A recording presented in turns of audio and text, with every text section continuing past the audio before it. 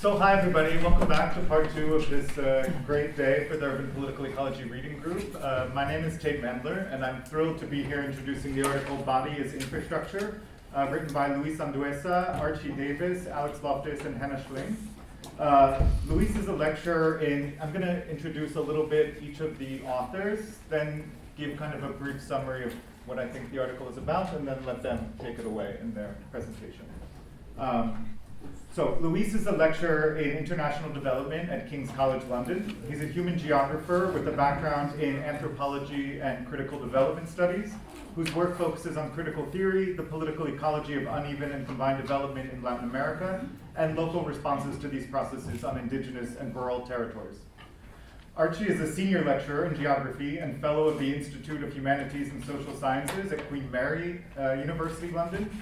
He's a cultural and historical geographer working across the fields of political ecology and the history of philosophy of geography. His research has addressed food, hunger, nature, race, and embodiment, as well as the history of 20th century geographical ideas in Latin America, and particularly the northeast of Brazil. Alex is a professor of political ecology at King's College London. He's a political ecologist with an interest in the political economy of water and has carried out research on struggles over water in Buenos Aires and Durban. And more recently, he's focused on the financialization of water infrastructure in London and the right to water globally.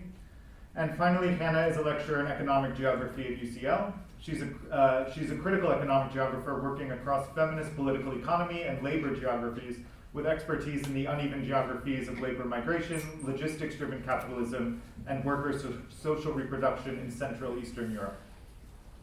And so in this article, and I think we can see a bit of all of their backgrounds in this article, they offer a conceptualization of the human body as infrastructure, and ask what kind of infrastructure it currently is and what kind of infrastructure it could be.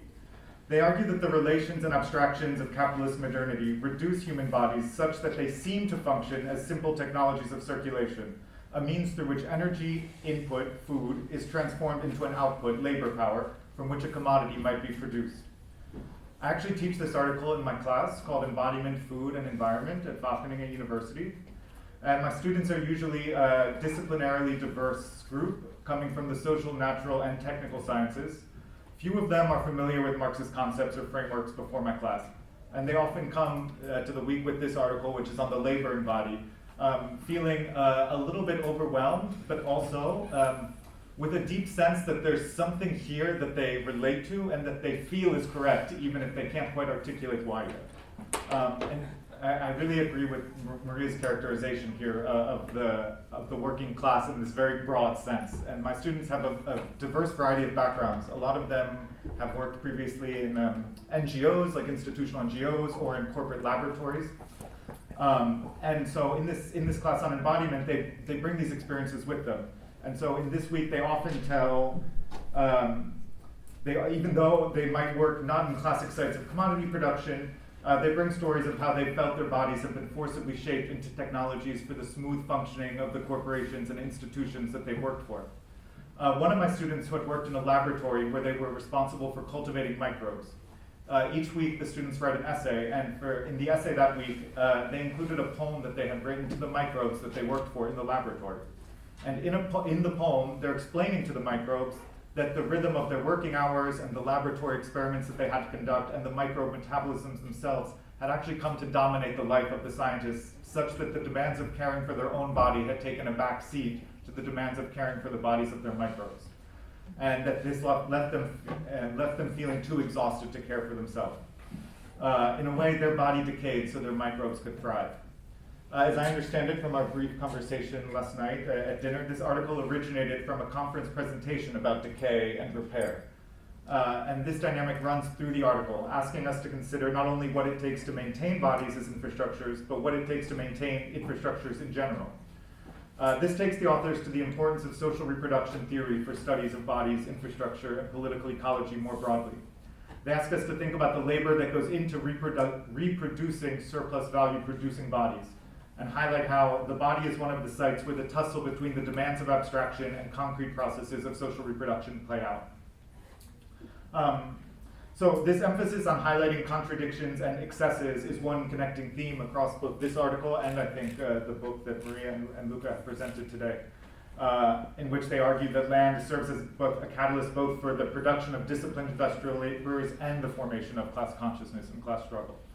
And so I'm hoping that perhaps this importance of finding and highlighting contradictions when we're doing research and opposing the kind of trap of falling into either reproducing, totalizing capitalist abstractions or naively romantic descriptions of acts of resistance is something we can discuss at the roundtable.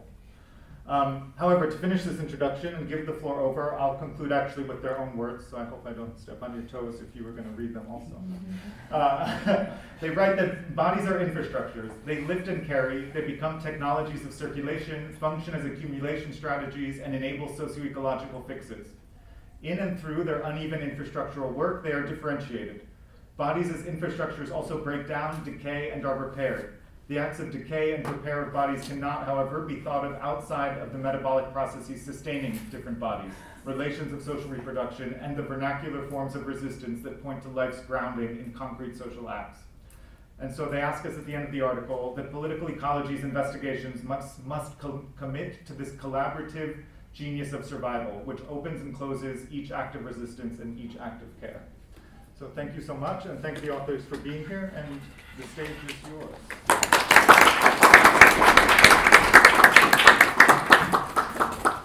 Thank you so much for that wonderful introduction, Tate, and a brilliant summary of the paper. We're not going to summarise the paper again. We're hoping that some of you at least will have read it.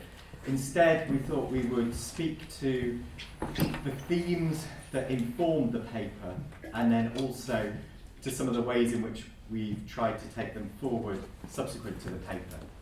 So we've roughly divided it up, and the paper doesn't divide up very easily, nor did the writing of the paper divide up in any easy, simple way. But we've roughly divided it up that I'm going to speak about urban political ecology, then I think Archie is going to speak more about the body and metabolism, Hannah is going to speak about social reproduction, and then Luis is going to talk about some of the value debates. And each of us will speak for about 7 minutes or so, and then open it up to questions. So it's a real privilege to be amongst this fantastic group of urban political ecologists, because that is one of the starting points for the paper. It's informed by the work of people in this room, it's informed by a rich tradition of urban political ecology that has now been around for a good 30 years or so. So how has the paper been informed by debates within urban political ecology? Firstly, we try to speak to questions of metabolism. But as Miriam said, we're trying to think about metabolism not in an abstract fashion. We're trying to think about it, we're trying to re-embody metabolism. So metabolism, of course, used within Marx's writings to think about the interactions between humans and their broader environments, thinking about thinking about society as a series of inputs and outputs of energy and waste, and how we might think about the body once again as a series of inputs and outputs of energy and waste. So we're moving away from some of the more abstract discussions of the metabolic rift, which I think some of us have felt frustrated with in the past. We're trying to think once again with the body in relation to metabolism. And here, learning from lots of other debates within science and technology studies, some of Hannah Landecker's work, for example, and within historical materialism, Sebastian Roux's work, and Ricia Orzek's work, and various other people. So re-embodying metabolism within Marx's ecology and within urban political ecology. Second, from urban political ecology, we're learning from the rich debates around infrastructure.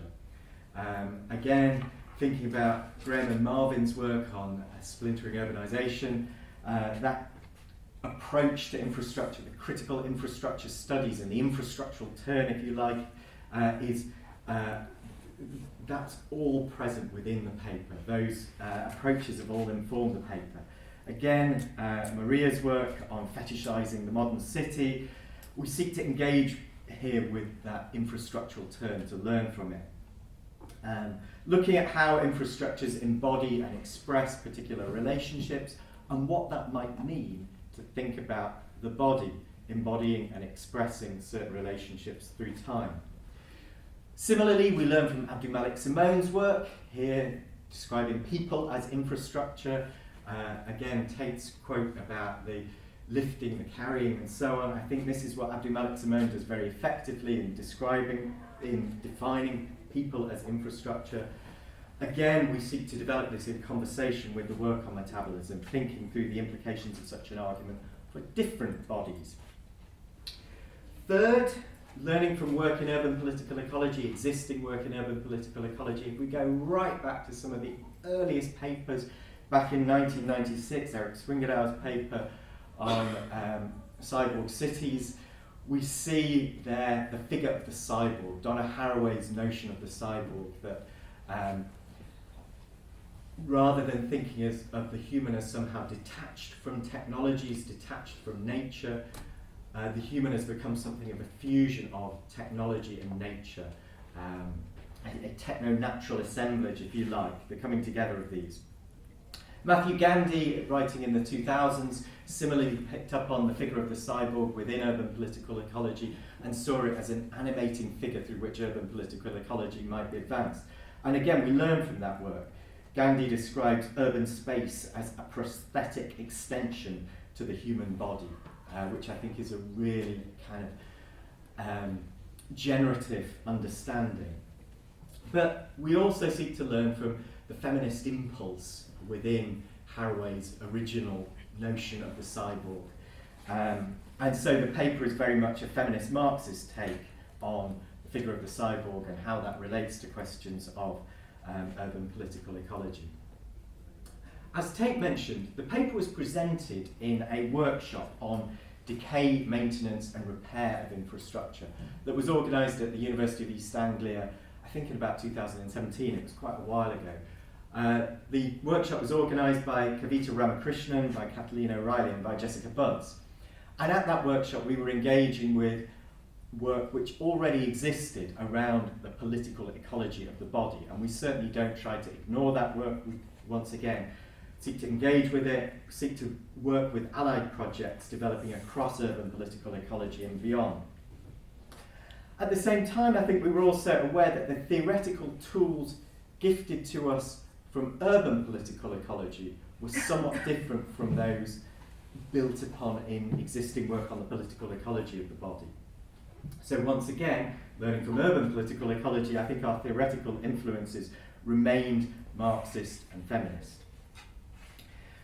So thinking about some of the ways in which the paper has influenced my own thinking and new projects, I think Archie might speak about a workshop and a very, very slow-burning paper, perhaps a labour of love, that we've been working on for quite a while now, but I'll leave that up to him. Hannah might also talk about a reading group that we've been involved in, which has been on social reproduction and value, which has been incredibly generative. But in a somewhat different direction, I'd like to speak about a radically different project just in the last minute or so, in which we've been looking at Spain's solar transition, Spain's solar energy boom. Here, I think I've been forced to confront really interesting work from Alf Hornborg and others around unequal ecological exchange. So Hornborg's work calls for an analysis of the embodied land and labour that's transferred within post-colonial relations of exchange. So we might think about the solar energy transition in Spain, and we need to think beyond Spain to think about the embodied land and labour that goes into solar modules, which are imported to Spain to enable that energy transition to take place. So Hornborg builds on an existing body of scholarship, both within political ecology and beyond, that seeks to understand how energy is transferred from one part of the globe to another. And here we might think back to political ecological works such as Stephen Bunker's work on underdeveloping the Amazon. But rather like the bodies that we seek to make sense of in the paper, I think theories of unequal ecological exchange view broader socio-ecologies through circulations, but they do so through an explicit focus on transfers of embodied labour and land. We seek to do so through thinking about the value form, and value explicitly defined in a Marxist sense. So inputs and outputs within the unequal ecological exchange model are measured in time and the absolute limits of an abstract nature, which I think takes us in a Malthusian and Ricardian direction that we seek to move against, in our interpretation of value. And here, again, there's all sorts of backstories within the paper. There's a paper by Kisilov and Starosta, which partly informs the paper, Muscles Burn Sugar, which I think Hannah will talk about, which helps to inform this understanding. So in a radically different way, rather than there thinking about the body, but thinking about the inputs of energy, land and labour, how those circulate through the global value chains of solar, I think in a radically different way, I've learned from this paper.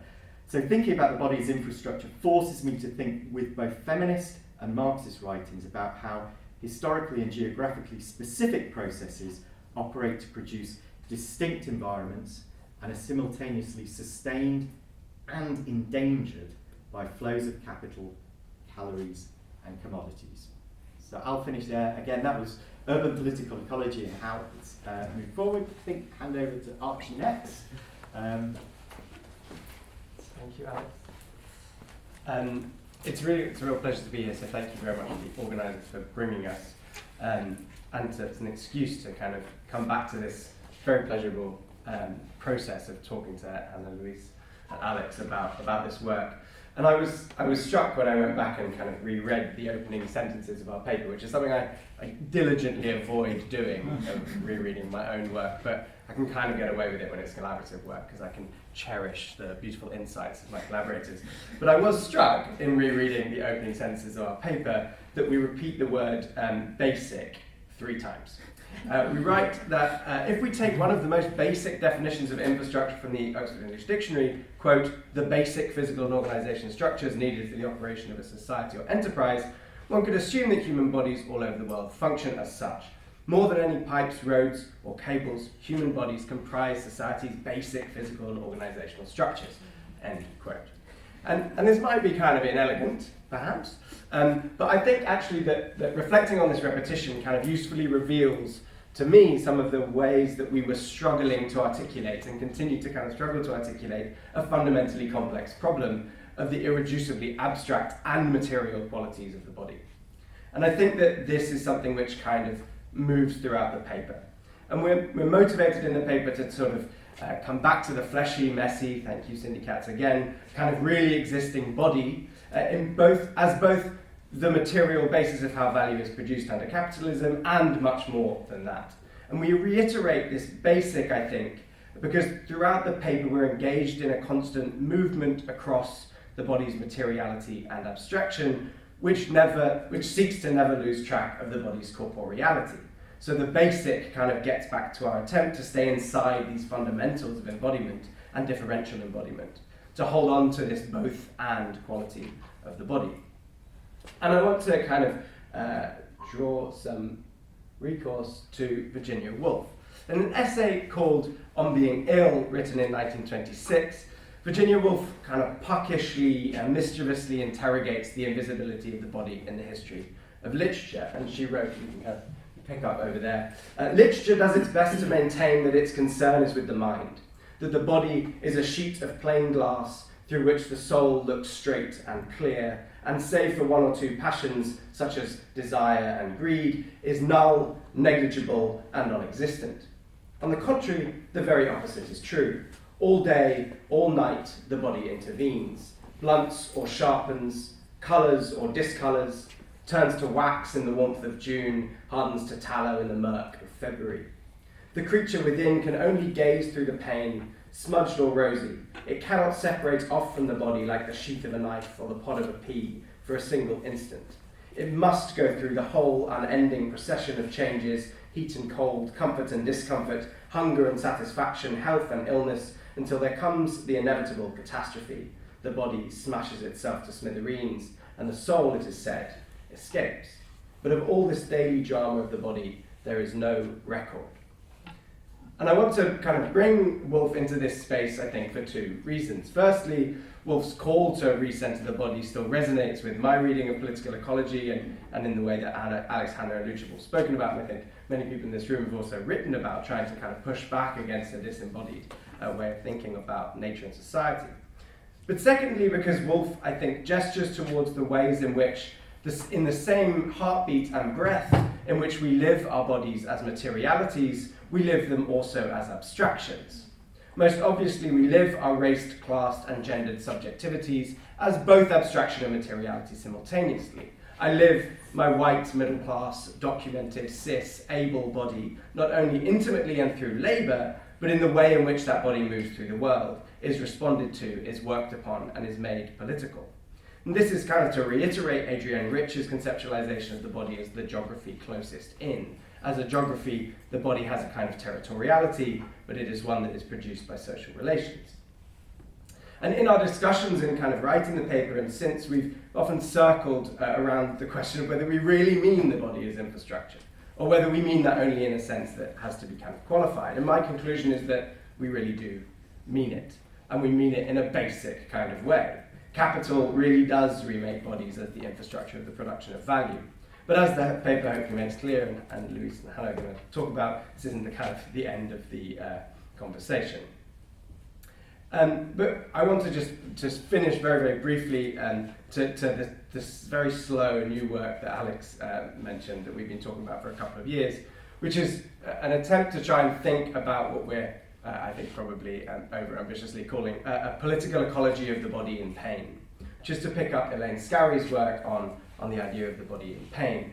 And by emphasizing pain, and this kind of draws on some of my work on hunger previously, as well as the work which is embedded in this paper, we're trying to sort of take forward some of these ideas, I think, of the body as infrastructure by attending to how the process of value production meets friction within bodies themselves. Because the organic workings, sorry for using that word, Maria, but the organic workings of human bodies are badly designed for the dehumanizing processes of capitalist value production. They're too irregular, they're too slow, they're too sensitive to be good conduits. And I think friction is a good way to think about this process, because friction causes heat. And here I kind of lean on Rupa Murray and Raj Patel's book of the same name, Inflamed, who make inflammation the central pivot of their analysis of the insertion of bodies into capitalism. For them, inflammation is a key unifying feature of how capitalism produces bodies, connecting heart disease, cancer, inflammatory bowel disease, Alzheimer's, depression, with what they call, quote, the combustible injustices of systemic racism in global capitalism. But to say that systems of value production meet friction in the body is to come again to this relationship between the material and the abstract, between metaphor and the biophysical. Because to say that they meet friction is a kind of abstraction, but to say that friction causes inflammation is to return to the material. So again, I find myself kind of oscillating between this material and abstract body that we, I think, explore in the paper. So I'll pass over that.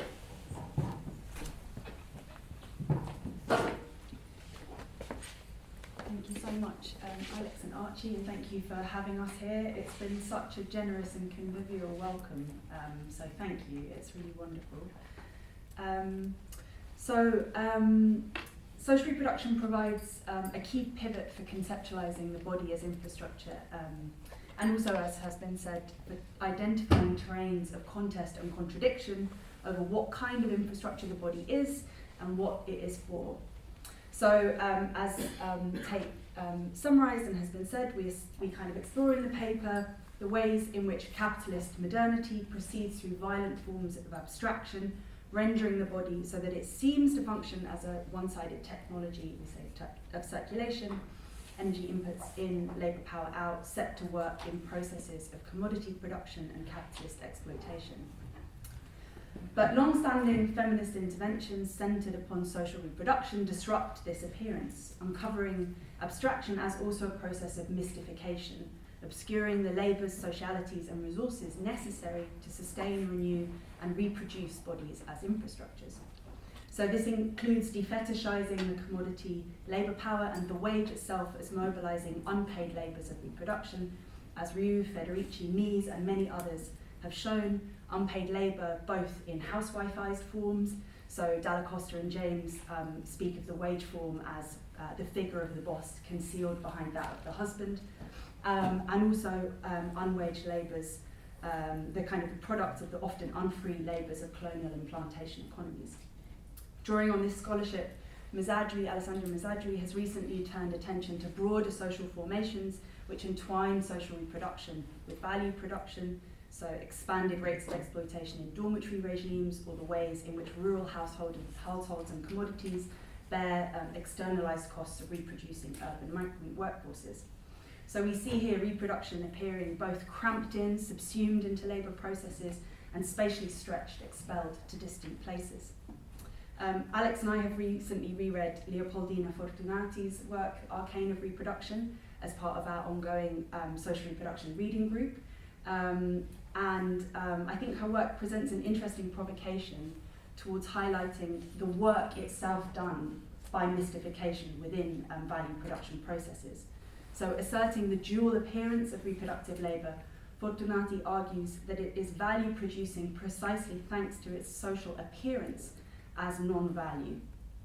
And we can ask how it's being enrolled into or expelled from the immediate labour process resonates differently with such dual appearance so many decades on from Fortunati writing this intervention into Marx's analysis. But bringing social reproduction in these ways, making its appearance to us, shift its appearance to us, also makes visible cracks and contradictions in processes of capitalist abstraction itself and in the formation of bodies as infrastructure. So attention to reproduction in some ways enables us to understand and imagine bodies otherwise, as infrastructures for life and sociality. We draw on Berland's kind of formulation of this. Social reproduction is inescapably embodied, fleshy, messy, in Katz's brilliant formulation, and consequently challenges the abstraction of bodies from personhood and opens questions about how and towards what we want our bodily capacities to be orientated. There's also a caution here, which I think is relevant for some contemporary trends within social reproduction feminism, not to do what we critique David Harvey for doing at the end of our paper, in that claiming social reproduction as our space of hope unwittingly risks reinscribing it as external or unimplicated from capitalist exploitation, romanticising away the perils of care for the family and so on. As we write, drawing on Vinay Gidwani, a social reproduction analysis highlights how the space of hope lies not in the supposedly autonomous outside sphere of reproduction, but in the contradictions and indeterminacies embedded within the contingent relations which form a totality of social relations. So in highlighting subsumption as a category of contradiction, crisis, of struggle, we're again drawing on Cindy Katz here. So to finish that famous quote, social reproduction is not only fleshy and messy, but it's also, quote, a structured set of practices that unfold in dialectical relation with production, with which it is mutually constitutive and intention. And I love this phrase, and I keep coming back to it like everything I do, pretty much. So I'm just going to reflect on that for a few minutes.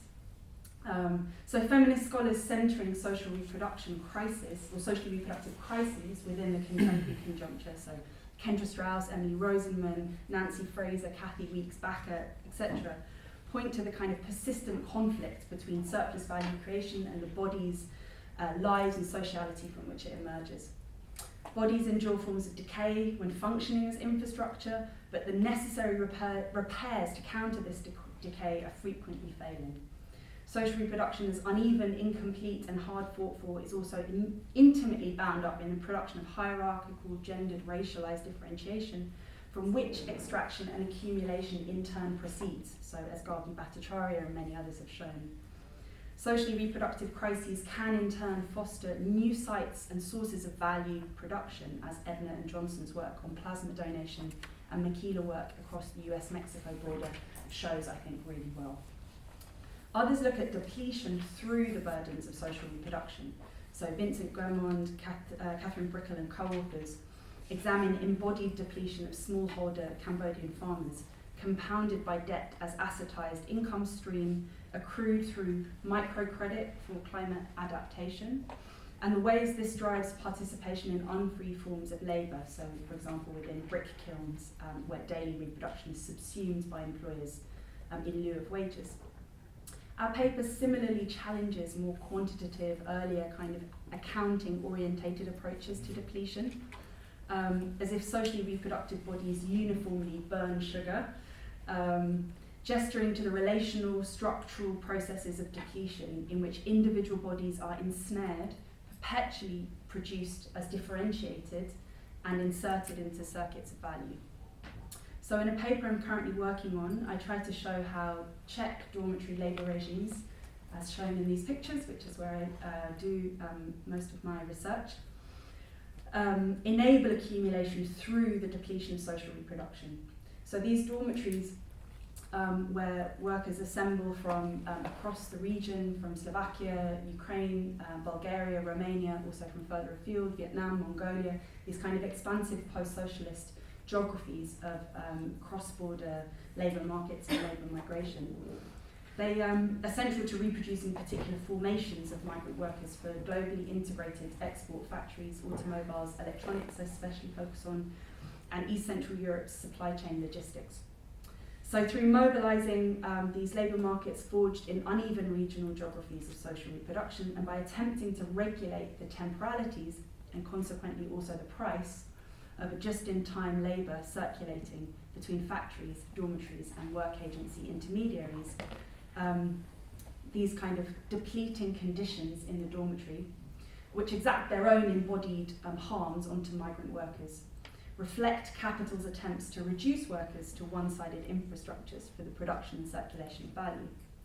But they similarly reflect the recognition by individual capitalists of the utility of workers' reproduction as a terrain of labour control, and its necessity for assembling particular kinds of workforces in the first place, as I think we heard really brilliantly in your book and in your talk, and as Don Mitchell has shown on Bracero-era housing in California, and I think as Elson opens up in her discussion of abstract concrete labour. Yet depleting conditions also create frictions for capital. So I think it's super interesting that Archie's also picked up on this language of friction, and I kind of think about it with some of the critical geographies of logistics, and try and think about it in relation to the frictions created for the kind of just-in-time temporalities of the workers' mobility and also the working body. So these deep depleting conditions also create frictions for capital, driving individual workers into forms of contested repair. So oversleeping, alcohol as a kind of refuge, rowdy sociality, and a perpetual search for improvement elsewhere, so hopping between work agencies, dormitory rooms and factory shifts. In turn, these responses disrupt the assembly and supply of workers for employers, generating labour shortages as workers' high turnover frequently clashes with the timetables of just-in-time production. So I think the question for feminist Marxist scholars, which I'm trying to get to here, is how the contemporary conjuncture's socially reproductive crises might articulate politically as a crisis for capital, how this might further imperil us, but also how we might make use of it towards asserting the body as an infrastructure for life and sociality. Thanks.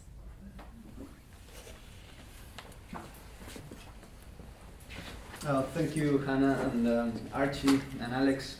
And thank you all for being here, and thank you, of course, for the invitation. This has been a really, really good opportunity to revisit this paper and some of the ideas and debates that we try to engage on. In the social sciences, I don't think it's, as you were saying, like co-authorship. Well, especially between 4 people is not very common, right? And it was a really interesting convergence of our concerns, different kind of theoretical issues that we were grappling with back then. And it's really interesting to see how these issues or these concerns have branched out into different kind of areas. In my case, I think one of the things that I think that the paper does or contributes is precisely a reflection on an interpretation, a particular interpretation of Marx's materialism, which is not, of course, one of a reductive sort of vulgar physicalism, nor one that claims a certain ontological premise of economic forms at all, but one that is rooted in the embodied experience, right? Paraphrasing, Marx's thesis on Feuerbach of materialism being precisely about the active sensuous engagement with reality, right? And how this is the key point of a Marxist materialism. And therefore, to think about the body, right, and to think in particular about the specific contradictions that mark the processes of embodied life and socio-ecological reproduction under capitalism, right? And I think that we are trying to grapple with this, how to think about this, right? How to think about the body in this sense. In particular also how to think, and this is a point that I think it is attention or something that has been picked up in the previous interventions of how to think of subsumption, right, as Hannah was saying, as a category of crisis, right, not as a category of domination, but as a category of contradiction, right, irreducible contradiction of non-identity, right, between the social form of value and its socio-metabolic content, and how this is something that converges in the body under capitalism and under capitalist social relations. And to give an account of this, that is not on the one hand that reduces our understanding of the production of space, of the production of nature, of the production of the body, to the formal movement of capital and its categories, right? But and also one that doesn't give an external account of the kind of the other elements that also constitute the body, right? The other purposes, the other kind of logics that produce the body as well. How to think this in a dialectical way, in a way that takes into account this as an internal moment of capitalism itself, right? So that's I think one of the key tasks or theoretical tasks that the paper is trying to achieve.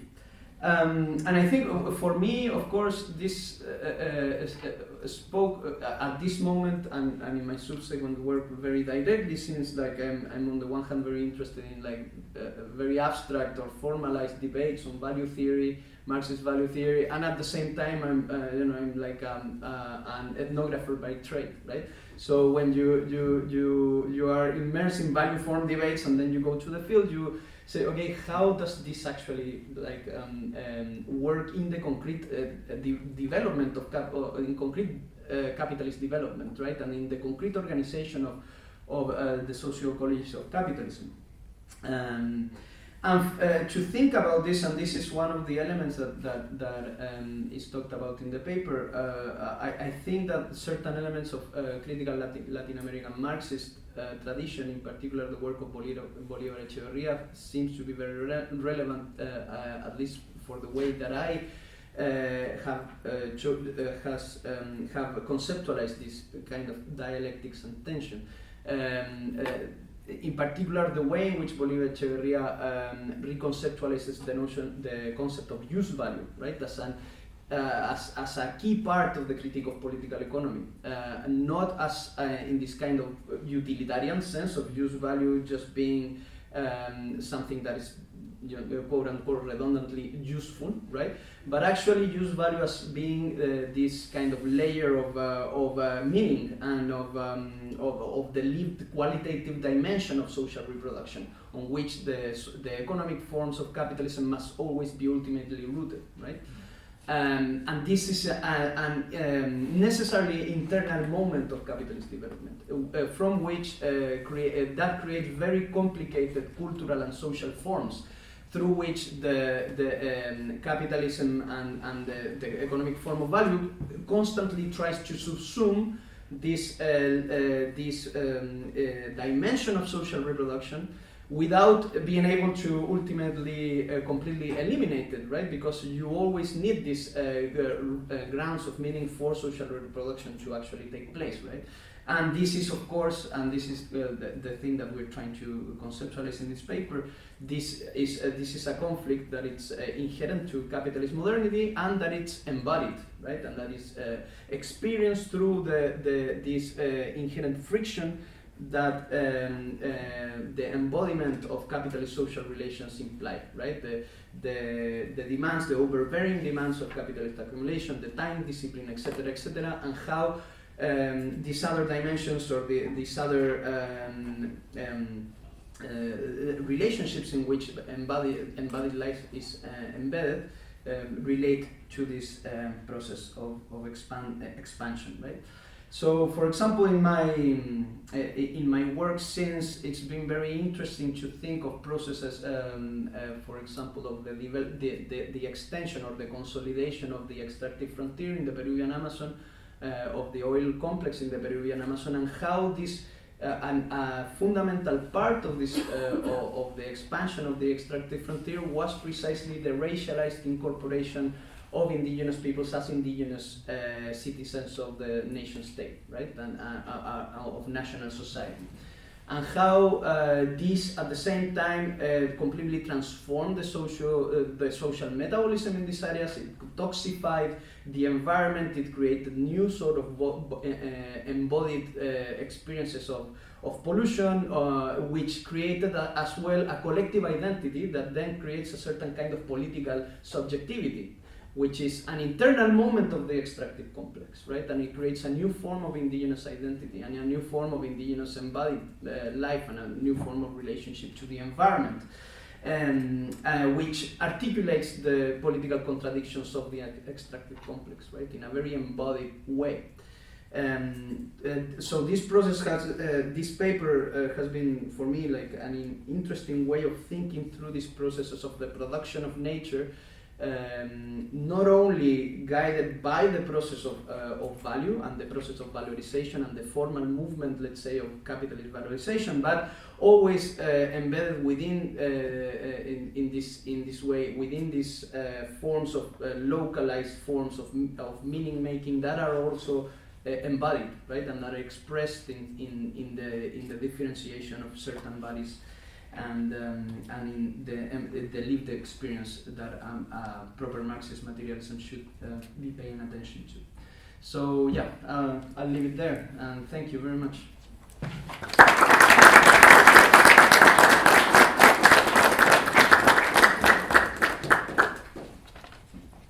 Do something. So I guess I will sit here and we have some minutes for discussion of this article, and then we'll open up a second bigger panel to talk across. So if people right now have questions just on the article body as infrastructure for those who read it, or the presentation.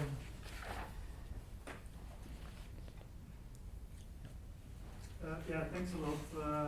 It's very nice on a Friday afternoon to hear some inspiring thoughts and help to get me thinking again. I'm part of a network in the Netherlands where scholars who are based in Dutch universities look at infrastructures in a critical way, and we have a lot of heated debates if we can consider bodies as infrastructure, if we can consider people as infrastructure, also if we can consider nature, for example, as infrastructure. So it was good for me to hear directly some reflections on this here. Myself, I'm looking at how different forms of other species are turned into nature, so plants or shellfish or animals like beavers in nature-based solutions, for example. So I was curious, could your argument also be extended to non-human species? How would that look like? Could you reflect on this a little? Shall we just immediately? Even though I'm sitting up here, I don't feel in charge. About 15 minutes. 15. Yeah. So is there another question? Maybe we can collect two at once, or if there's only one. Then maybe you I can can answer. ask, it's a very kind of for the benefit of a broader audience. Can you go more in depth on how you differentiate in the paper the body as infrastructure, see most people as infrastructure, and why it matters to talk about the body as infrastructure rather than people? I think this connects actually nicely almost to the Yeah, human, yeah. non-human question Yeah, as well. exactly. Yeah. That kind of follows,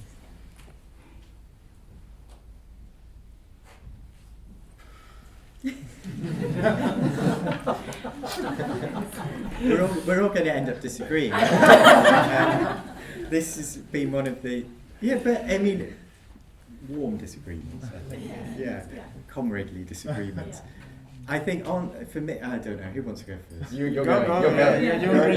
Yeah, already. We can give 4 different answers. Yeah. That's fine. That's good. On the question of nature as infrastructure, I think we could apply a similar framework to an interpretation of nature as infrastructure, and I think it would be really interesting to do so. So I have no objection to it, and I think it would throw up similar questions about that tension that Archie was speaking about between the abstract and the material, or the basic and the material. And so I think I'd be fascinated to do that. In relation to the people as infrastructure and the body as infrastructure, to me, it's in part connecting it more closely to these debates around social reproduction and thinking about, but also, again, back to this tension, bodies, the sameness and difference within bodies, and that difference providing the frictions that might also be a source of potential resistance to the smooth circulation of capital within a system of accumulation. So thinking about the body, I think, draws attention to different sets of social processes, and also throws up different sets of questions about the circulation of capital that I don't think the notion of people as infrastructure does. But I don't know. I mean, I might jump in on the first question, which I don't have a good answer to, but it makes me think of, earlier this week I was teaching a new lecturers for third years at Queen Mary in my university on slaughterhouses. It was really, really fun couple of hours. But they showed links to some other work I'm doing on meat and the histories of meat. And the paper that we were discussing was a really brilliant paper by Gabriel Rosenberg on, it's called Race Suicide. It's the biopolitics of pork provisioning in the US, 1880 to 1950 or something. It's a fantastically good paper, which thinks through the interconnections and disarticulations between the production of whiteness, and particularly the kind of the notion of race suicide in the US in that time, related to questions of kind of declining birth rate among white population, and hog breeding in the US, right? And Rosenberg makes a really, really good, does a really good piece of work on attempting to articulate and differentiate the ways in which these things operate across the animal-human divide. And he makes this crucial point that these processes of division and articulation and hierarchicalization are operating in both spaces, but they operate differently. So he insists on a differentiation between race and breed, for example. It's like, this process of breed analyzing that I'm doing is not the same process as race. It's connected, but it's disarticulated. So I guess the reason I think that's related is that partly I think that one of the things we're trying to do is think about how the production of bodies as infrastructure relates to their production, their differential production as bodies, i.e., among other things, their race and gender equality. And I think the way that would operate in non-human animals is very, very different. It relates to it, and the species divide is crucial, but I don't think we could just apply it and say, yeah, we can see this differentiating process operating in differentially extractive ways from different non-human bodies. I don't know how that would work, but I think that there's a fundamental kind of theoretical question there, which is akin to the distinction that I think Rosenberg makes. So it's not an answer, but a jump to Rosenberg, I think. Other responses? On that point as well, I think that it's worth probably, the non-human is too broad a category, I guess, too, because this might play out very differently in different aspects, right? So, for example, if we think about, of course, the differential or the heterogeneity of nature writ large, of land, for example, of course, is expressed in the economic form of differential rent, for example, right? And how this itself also is attached to certain particular forms of capital accumulation and social power, for example, right? So that's one dimension that has to do with land, has to do with the ecological capacities of different ecological niches, and how this is takes economic form, right? And therefore a certain kind of dynamics of social power attached to that. And as Archie says, or if we think on particular species, right? How the maize, for example, in the case of Mexico, I worked for a while there, and the milpa system, which is an agroecological system that it's based around the articulation of beans, maize, and squash, right? And it's being developed by humans for thousands of years, right? And it is an infrastructure for the reproduction of rural life and the reproduction of indigenous identities, indigenous territories, etc., right? And it also recently, relatively recently, in the last few couple of decades, precisely the genome of maize and the enclosure of the genome of maize by the generation of GMOs, for example, by agroindustrial capital in the US, creates uses the same species for a completely different social process, right? And it creates the particular, for example, forms of pollination of maize become the infrastructure for a completely different set of social relations, right? So I do think that it's important to think on the specific cases of how is this being used, right? And how also the vernacular propensities of different species, right, and their own kind of different teloi, right, of the non-human, how this also starts, playing its own role in very unpredictable ways, and that also take certain economic forms. So to think of these dimensions, I think is important. I think I just have a brief reflection on the person's body, which is that we were interested in starting from some of the kind of Marxist literature on the body, so Orzek's paper, which I think was mentioned, and that tension that she and others kind of identify within the production of the body as within the production of abstract labour, and the kind of constant necessity of that for the kind of concrete production of real life and sociality. And I think that the body allows us to examine that in a way that makes connections to metabolism and political ecology and the other literatures that we were engaging with, and social reproduction, and kind of making visible its inputs in a way that the person or people doesn't allow us in the same ways. Thank you. So we had a question from Deborah, I think, and anyone else? Let's take Deborah's first and then yours. Yeah, it was just to continue on Janus's question about this differentiation between, this distinction between the single species and the cohort or the community. Like if I think of a meadow ecosystem as opposed to the Lumpennatur of like a nature as it's used, in a nature-based solution sort of discussion.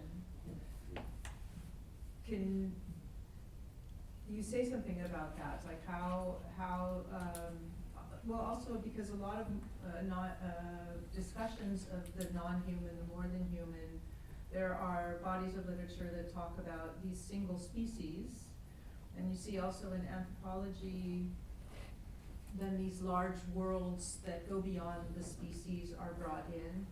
But if I think of the meadow with its soil organism, I mean the complexity, the multi-nature of the meadow, how does this relate to this body as infrastructure concept? The microbiome that's on your body, in your body, that's also in the meadow ecosystem, or the pocket forest outside.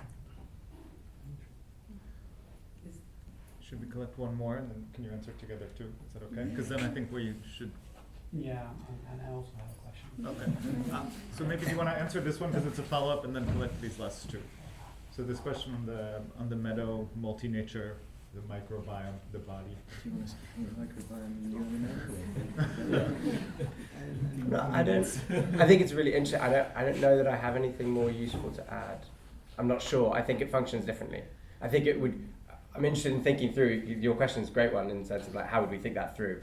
I can't do that right now. How would it work? Like, what's the equivalent process to labour, for example? Like, which functions centrally to our Yeah. thinking, I think. So Yeah. I think I'll pass, Yeah. gratefully. Go. Well, I suppose I would just say that there's something about relationality there which is important, and complexity. But in terms of processes of kind of social differentiation, we see contingency, we see geographical, historical variability changing, and I suppose the kind of boundary lines that are drawn between species. I think I would echo Archie's point that I think I would struggle with a kind of translation across those two, because I don't know, just like thinking about the wages of whiteness, for example, and like Roediger's analysis of the kind of becoming white, or the kind of creation of whiteness as a historical category, which is mutable and contingent and dominant at the same time, and an abstraction and concretized. I think that these sorts of differentiations operate very differently, and straying back towards a kind of typology, I think, undoes some of the kind of critical work that's been done there. But I don't work on more than humans stuff, so it may be that I'm just misunderstanding, but that would be my initial impulse. Luis, did you want to make a final comment? I mean, yeah, no, very, very briefly, I do think that it's important, to distinguish very well, like what are some of the commonalities in the analysis that you could apply to the non-human and what are not, like, because in particular Marxian categories, in particular the category of value is one that it's one that it's about the social form of labor, right, and of human relationships, and the way the non-human articulates to that, it's an interesting and an important theoretical question. But there is a differentiation that it's one could say it's an real abstraction of capitalist social relations that it's important to think through, right, or how the differentiation between the non-human and the human is organized in capitalist modernity itself as an historical kind of phenomenon. I think that's important. Okay, thank you. So we have Joris, and then Fernando, and are all three? Yeah. Okay. Go ahead, you can start. Maybe to just brief comment on nature-based solutions, because I'm working critically in like multiple European projects that try to, use the nature-based nature-based solutions basically as like ecosystem services packages, right? And so uses the idea of particular natures as an infrastructure, but just as a symbolic concept, basically, without any critical political economic critique, to precisely as an accumulation strategy to basically export it and say, oh great, we can use now, we have nature's inherent kind of biological processes that they will do somehow better, provide better services for us, right? But so I can't, you asked that question, I just see it in the specific constellation of capitalist accumulation and how it's rolling out these ideas of nature. So I can't really understand or start to begin to answer that question without understanding that kind of process of accumulation which it's embedded in with nature-based solutions particularly. Let's chat more later.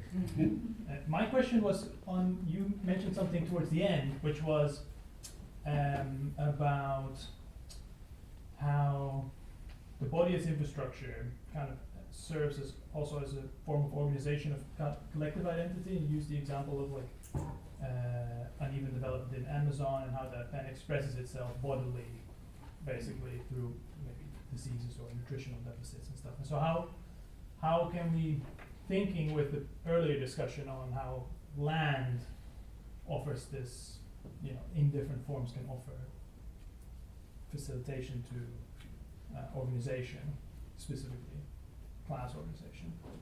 How can we use your theorization of the body as a kind of tool to organize? The one answer that, or something that comes up is already Archie's work on the northeast of Brazil and sugar plantation and the nutritional depletion and stuff, but maybe you have some other comments that you want to ask. Okay, maybe I missed this in the article, but I'm thinking about how the body becomes infrastructure in history. Like, I mean, when does it unfold as something infrastructure? So are you thinking of this as something that has been like a slow burn that starts with early industrialization, or is something that's speeding up today? Sorry, what is it that's speeding up? Or? The infrastructuring of the body. Okay. Maybe we can answer those two and then take final two. On Fernando's, I think that's been one of our perennial questions. And I think, if I speak for all four of us, I don't know, I think the conclusion we've come to is that the body functions as a form of infrastructure through many different societies, but it is transformed into and also resists and can't be reduced to a particular form of infrastructure within sets of capitalist social relations. So the body becomes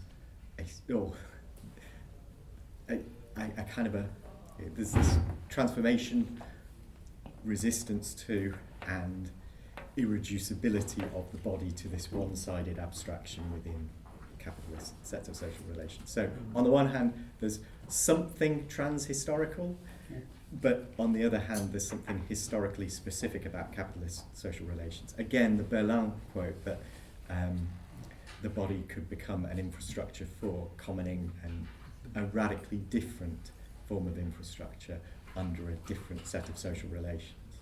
Mm-hmm. Yeah. I always think of that Marge Piercy book, Women on the Edge of Time. Sorry? That Marge Piercy book, Women on the Edge of Time. It's radically different infrastructure of bodies. I remember when we were writing this, I read a paper by an anthropologist called Terence Turner called The Social Skin.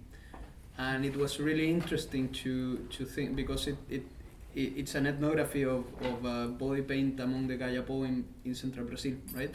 In a non-capitalist sort of context. And yeah, it is basically a very interesting analysis of how the body itself supports this whole symbolic universe, right, and set of social relations. And I think that, yeah, the body always, like, you know, whether you're an archaeologist or you understand how the body is not just, you know, a physicality, but it's you know, it condenses a whole set of symbolic and cultural layers that are, you know, sedimented in the body. So I think what we're trying to do here is to try to think through exactly what this means in capitalist modernity, right? And precisely what Echeverría identifies as the key contradiction in capitalist modernity, which is the subsumption of any sort of meaning to the compulsion of accumulation, which is modernity that starts with 15th century, right? Yeah, well, that's an interesting debate on when can we say that capitalism actually gets going. But this is the key thing that we're trying to think through, right? How this works in other non-capitalist contexts is an interesting question that I think you know, it's worth pursuing.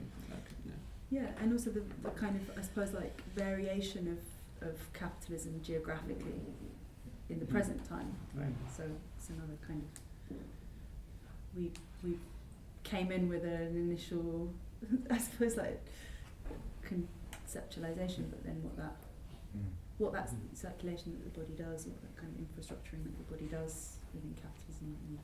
I think it's important that it's not, when you talk about whether it's this kind of trans-historical idea, there's also the historical specificity of infrastructure, both as a category and as a materiality. So I think one of the ways that the article, you kind of end up with your specific idea of what it means for the body to be infrastructure, is you are starting with some idea of how infrastructure functions within the dynamics of capital accumulation, if I kind of read it correctly, right?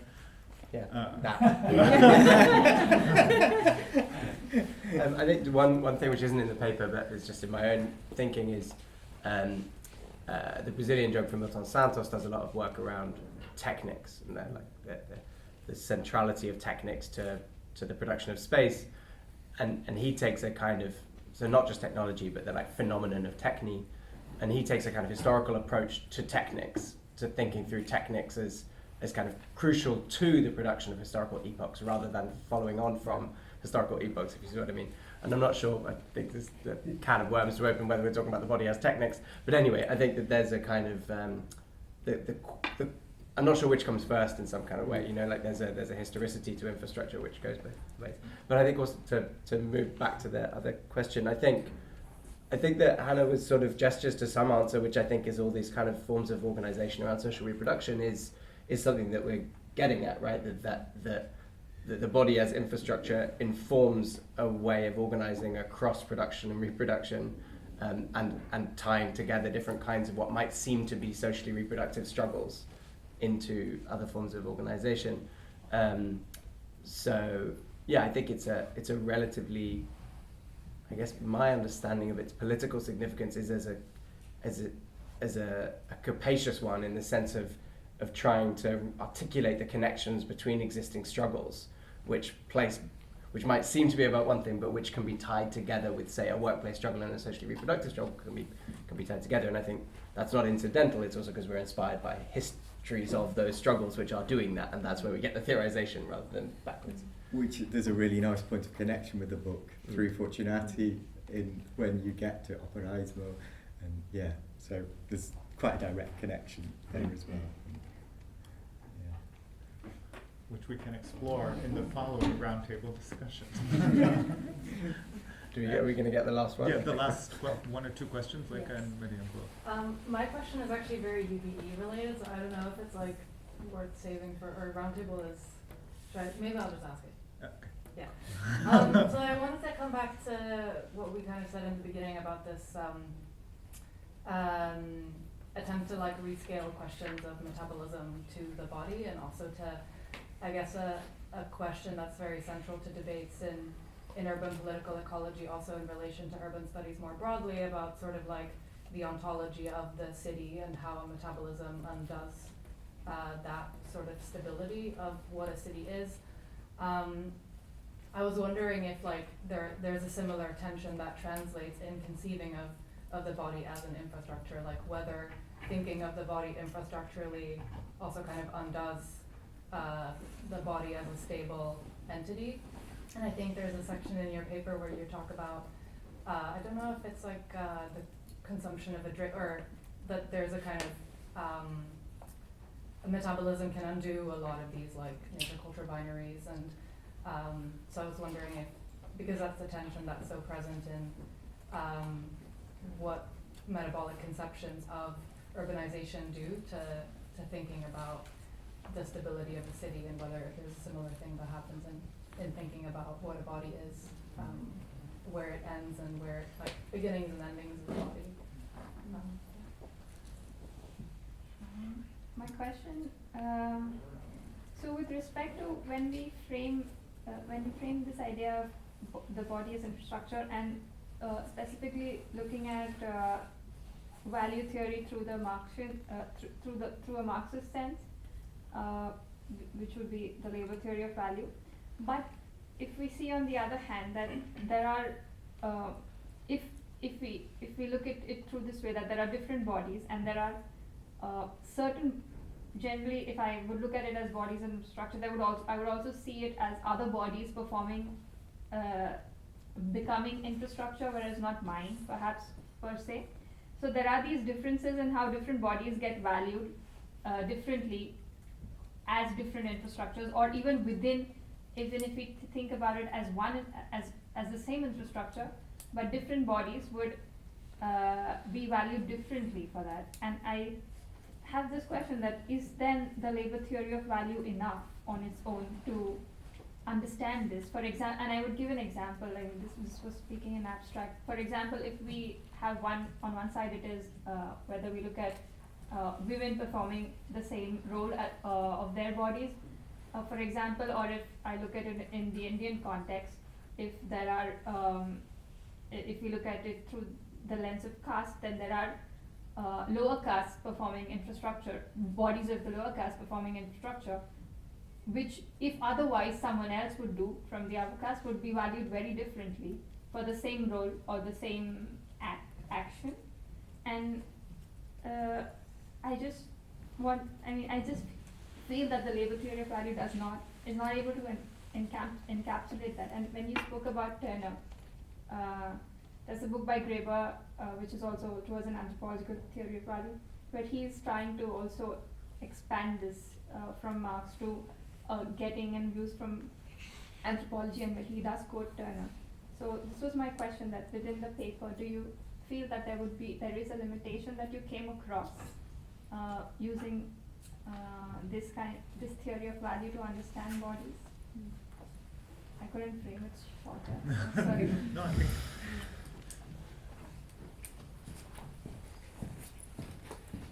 I mean, I think I see some connection between the two questions. I'm not quite sure how, but I'm not sure quite how to articulate the connection. But I think in some other recent work, I've tried to think about the differential ways of thinking about metabolism. So the historicity of metabolism as a concept and how that emerges from not just capitalist analysis, but from colonial and racial relations of imperialism, and how it makes a difference to our thinking about what metabolism is, or how we use it as a conceptual category, if we reinsert settler colonialism and the differentiating processes of white supremacy back into the kind of beginning of metabolic processes, which I think maybe is to say, yes, I do think that it's not enough, but I'm not sure what to do with the labour theory of value afterwards, because I don't know enough about it really. One of the key reference points that we haven't talked about very much today is also Diane Elson's work on a value theory of labour rather than a labour theory of value. Yeah. And I think for Elson, that crucial thing is paying attention to the different aspects of labour, the abstract and the concrete, the private and the social. And Elson argues that it's not that abstract labour is dominant within a capitalist society. It's not that abstract labour is the only form of labour within a capitalist form of society. It's just that that abstract aspect of labour becomes the dominant aspect, but we need to bear in mind all those other parts. So I think that, for me, would be one way of thinking through these questions, thinking in relation to those four aspects. There's a really nice paper, or like connection, I think we also cite Nicholas de Genova's paper, where he writes about the kind of necessity of continuous concrete production of difference for this sort of abstract labour. And so I think that's a useful connection. Did I cut you off? No. No. Okay. These are really great questions. Thank you as well. Like it's so you kind of write these things, and then it's amazing to have people's engagement with it and questions about it. So thank you for helping us to think more about this Frankenstein paper that we produced. I think your question about about rescaling metabolism to the body, and whether that does similar things to sort of disrupt our stability or a stable sense of the body. I think that's a really brilliant question. I think it does, yes. I think that the question of social reproduction enters there again, right? So how do we think about the inputs into the body that form the body, the kind of the ways that our bodies are kind of formed of the labours of social reproduction that we consume, that are kind of, that literally physically shape ourselves, our embodied self. So I think, there's a lot to think with there, and a lot of the literature on the body helps us to do that. So I think the question, the sort of unpacking those inputs helps us to think about the relational production of the body. I guess Harvey was already in his body as accumulation strategy, sort of doing that relational body set up. I do think that the question of modern conceptions of the body as atomized conceptions of the body as kind of where the relational production of the body is like occluded, let's say.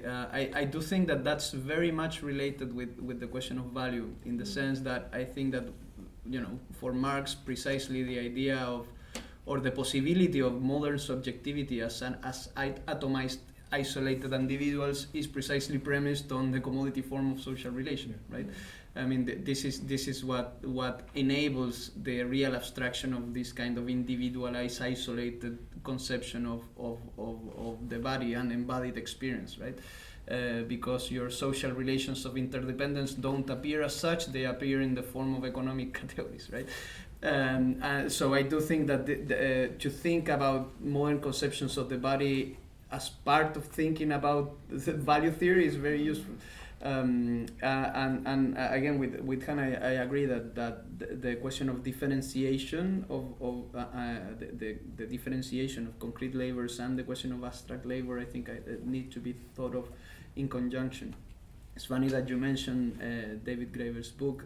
When we were writing this paper, I was actually taking his course on value theory back in London, and I think that it's very interesting and he's basically building on Turner's work on trying to distill one important aspect of Marx's value theory, which is value theory as a materialist form of symbolic analysis. This means as a way in which individual actions are symbolically integrated into a social totality, right? And I think that the idea is very generative to understand precisely this field of other kinds of value that are subsumed under the particular form of, like, capitalist form of value. Which is, I think it's a worthwhile idea to pursue. Thank you so much. I think we should.